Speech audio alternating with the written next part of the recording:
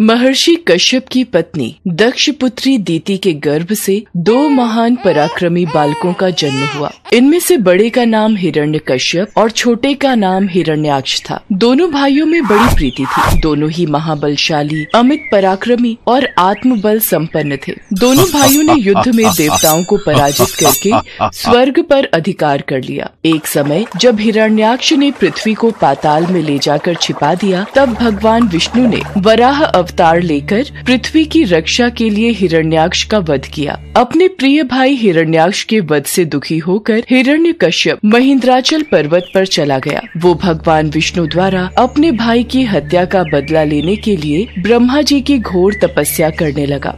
ओम ब्रह्मदेवाय नमः, ओम ब्रह्मदेवाय नमः, ओम ब्रह्मदेवाय नमः। यही सही समय है दैत्यों को परास्त करने का। हिरण्यकश्यप अपने राज्य में नहीं है। देवराज इंद्र, फिर तो हम दैत्यों पर आक्रमण कर देते हैं। इस तरह विचार करके देवताओं ने हिरण्यकश्यप के राज्य पर आक्रमण कर दिया और उन्हें राज्य विहीन कर दिया। दैत्यगण इस युद्ध में पराजित हुए और पाताल लोक को भाग गए। देवराज इंद्र, लगता है सारे दैत्य डरकर पाताल लोक में जाकर छिप गए हैं। बस हिरण्यकश्यप की पत्नी कयाधु ही महल में शेष है। हिरण्यकश्यप की पत्नी कयाधु को बंदी बना लो। देवराज इंद्र ने हिरण्यकश्यप के महल में प्रवेश करके उसकी पत्नी कयाधु को बंदी बना लिया। कोई बचाओ, मेरी रक्षा करो। नहीं, हम एक दैत्य की पत्नी को यूं खुला महल में नहीं छोड़ सकते। ये हम सभी देवताओं के लिए हानिकारक है। देवराज इंद्र कयाधु को बंदी बनाकर ले जाने लगे। तभी रास्ते में उनकी देवर्षि नारद से भेंट हो गई। नारायण नारायण। देवराज इंद्र, कयाधु को कहाँ लेकर जा रहे हो? देवर्षि नारद, इसके गर्भ में हिरण्यकश्यप का अंश है। अगर वो जीवित रहा तो एक दैत्य और जन्म ले लेगा। मैं ऐसा कदापि नहीं होने दूंगा। नहीं देवराज इंद्र, कयाधु के गर्भ में पल रहा शिशु आगे चलकर भगवान विष्णु का परम भक्त बनेगा। इसे मारना तुम्हारी शक्ति के बाहर है, अतः इसे छोड़ दो। नारद जी के कथन का मान रखते हुए इंद्र ने कयाधु को छोड़ दिया और वापस चले गए। नारद जी कयाधु को अपने आश्रम में ले आए और उससे बोले, बेटी, तुम यहाँ आराम से रहो जब तक तुम्हारा पति हिरण्यकश्यप अपनी तपस्या पूरी करके नहीं लौटता। तुम इसी आश्रम में रहोगी। हे देवर्षि, आपने मेरी और मेरी होने वाली संतान की रक्षा की। मैं सदैव आपकी आभारी रहूंगी। कयाधु उस पवित्र आश्रम में नारद जी के सुंदर प्रवचनों का लाभ लेती हुई सुखपूर्वक रहने लगी, जिसका गर्भ में पल रहे शिशु पर भी गहरा प्रभाव पड़ा। भगवान विष्णु के नाम का जाप कयाधु और उसके होने वाले बच्चों के कानों में सदैव पड़ता था। धीरे धीरे समय बीता और कयाधु ने एक पुत्र को जन्म दिया, जिसका नाम प्रहलाद रखा गया। इधर हिरण्यकश्यप की कठोर तपस्या पूरी हो चुकी थी। ब्रह्मा जी प्रकट हुए। हिरण्यकश्यप, मैं तुम्हारी तपस्या से प्रसन्न हूँ। मांगो, क्या वरदान मांगते हो? ब्रह्मदेव, मुझे ऐसा वरदान दीजिए, मुझे न कोई घर के भीतर मार सके, न घर के बाहर, न अस्त्र से, न शस्त्र से, न दिन में न रात में, न मनुष्य से और न पशु से, न आकाश में न पृथ्वी में। ठीक है पुत्र, यदि तुम्हारी ऐसी ही इच्छा है तो मैं तुम्हें ये वरदान प्रदान करता हूँ। वरदान मिलने के बाद हिरण्यकश्यप को अपने ऊपर अहंकार हो गया और वो तीनों लोगों पर अत्याचार करने लगा। कुछ समय के बाद कयाधु भी प्रहलाद को लेकर राजमहल में आ गई। भक्त प्रहलाद शिक्षा दीक्षा ग्रहण करने गए तो वहाँ भी वो श्री हरि का नाम ही जपते थे। जब ये बात हिरण्यकश्यप को पता चली तो वो क्रोध में आ गया। अरे, ये बड़ा दुरात्मा है, इसको मार डालो। अब इसके जीने से कोई लाभ नहीं है, क्योंकि ये शत्रु प्रेमी तो अपने कुल का ही नाश करने वाला हो गया है।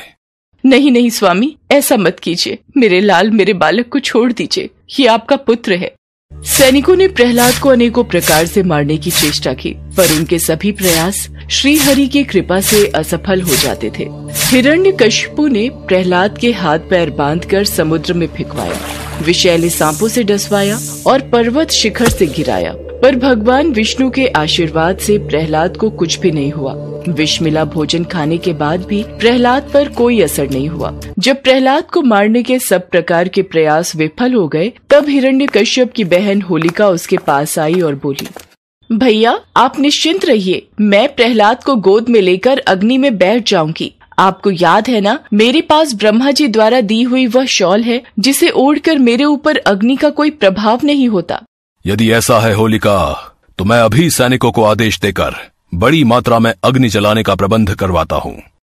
इसके पश्चात होलिका प्रहलाद को अपनी गोद में लेकर प्रज्वलित अग्नि में प्रवेश कर गई, पर ईश्वर की कृपा से प्रहलाद को कुछ भी नहीं हुआ और होलिका जलकर भस्म हो गई।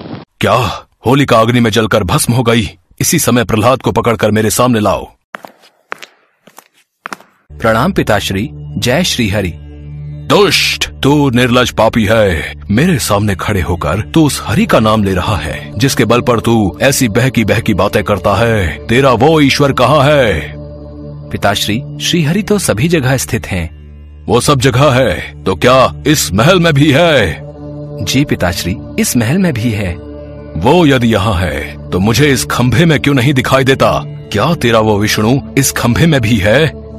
जी पिताश्री, मुझे तो मेरे प्रभु श्री हरि इस खंभे में भी दिखाई दे रहे हैं। इस विष्णु भक्त प्रहलाद को इस खंभे से बांध देता हूँ, देखता हूँ तेरा हरि तुझे कैसे बचाता है। तभी कयाधु दौड़ती हुई आती है और हिरण्यकश्यप से विनती करने लगती है।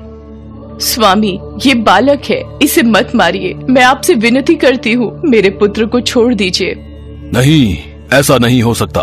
अगर इसका हरि से बचाना चाहता है तो इस खंभे में से बाहर आएगा।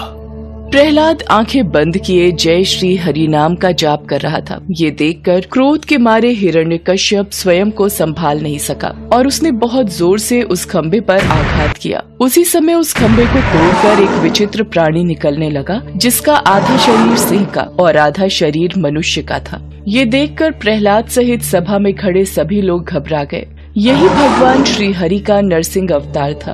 उनका रूप बड़ा भयंकर था। उनकी तपाए हुए सोने के समान पीली पीली आंखें थी। उनकी दाढ़ें बड़ी विकराल थी और वे भयंकर शब्दों से गर्जन कर रहे थे। उनके निकट जाने का साहस किसी में नहीं हो रहा था। ये देखकर हिरण्यकश्यप सिंहनाद करता हुआ हाथ में गदा लेकर नरसिंह भगवान पर टूट पड़ा। तब भगवान नरसिंह और हिरण्यकश्यप के बीच युद्ध आरंभ हो गया। नरसिंह भगवान ने हिरण्यकश्यप को झपट कर दबोच लिया और उसे सभा की चौखट पर ले जाकर अपनी जांघों पर गिरा लिया और बोले, हे हिरण्यकश्यप, ब्रह्मा जी के वरदान का आदर करते हुए मैं तेरा वध कर रहा हूँ। न दिन है न रात है, संध्या बेला है, न घर के भीतर न ही बाहर।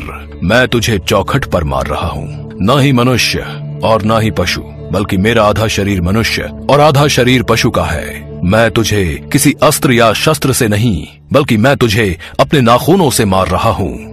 इतना कहते ही नरसिंह भगवान ने अपने नाखूनों से हिरण्यकश्यप के कलेजे को फाड़कर उसे पृथ्वी पर पटक दिया। फिर वहां उपस्थित अन्य असुरों और दैत्यों को खदेड़ कर मार डाला। भगवान नरसिंह का क्रोध बढ़ता ही जा रहा था। वे हिरण्यकश्यप के सिंहासन पर विराजमान हो गए। उनकी क्रोधपूर्ण मुखाकृति को देखकर किसी को भी उनके निकट जाकर उनको प्रसन्न करने का साहस नहीं हो रहा था। देवताओं के आग्रह पर माता लक्ष्मी उनके निकट आईं और भगवान के उग्र रूप को देखकर वे भी भयभीत हो गईं। तब ब्रह्मा जी ने प्रहलाद से कहा, पुत्र प्रहलाद, अब तुम ही भगवान नरसिंह को शांत कर सकते हो। जाओ, उनके समीप जाओ। प्रहलाद भगवान नरसिंह के समीप जाकर हाथ जोड़कर उनके चरणों में बैठ गए और भगवान नरसिंह के क्रोध को शांत किया। तत्पश्चात भगवान नरसिंह प्रहलाद को प्यार करने लगते हैं और प्रहलाद के आग्रह पर वो भगवान विष्णु के रूप में आते हैं और प्रहलाद को आशीर्वाद प्रदान कर अंतर्ध्यान हो जाते हैं।